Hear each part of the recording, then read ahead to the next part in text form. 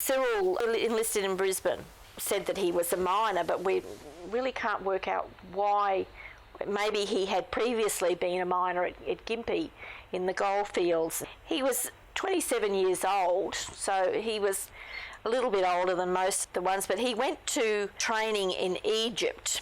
He was placed in a segregation camp in the sewers because of measles. Now, measles at that time was a serious disease, mainly because there was probably no treatment. Unfortunately, it was a very cold and wet October in 1918, and he contracted an illness, and he was moved from one hospital to another, and they found that he had bronchial pneumonia, and he was probably one of the victims of the Spanish flu in its second wave, and he died fairly soon after. In my research, I have not been able to work out whether Cyril took part in active service, like being on the front, but it was most unfortunate because he died 101 days after his enlistment.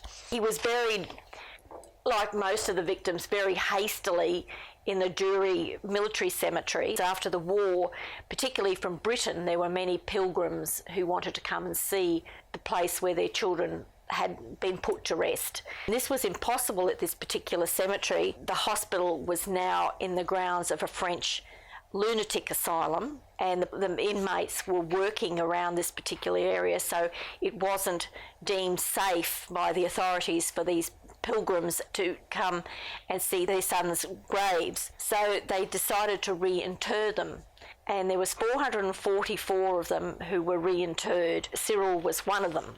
He was reburied at Villers-Bretonneux in the military cemetery. As a consequence of this reinterment, one of his brothers was sent a memento, which when they died, they normally took one of the ID discs off them and left one on the body. And this one was on his body when he was reinterred, and they sent it back to the family. So even though it was weathered and old, and it was a very sacred relic to the family to have this of Cyril.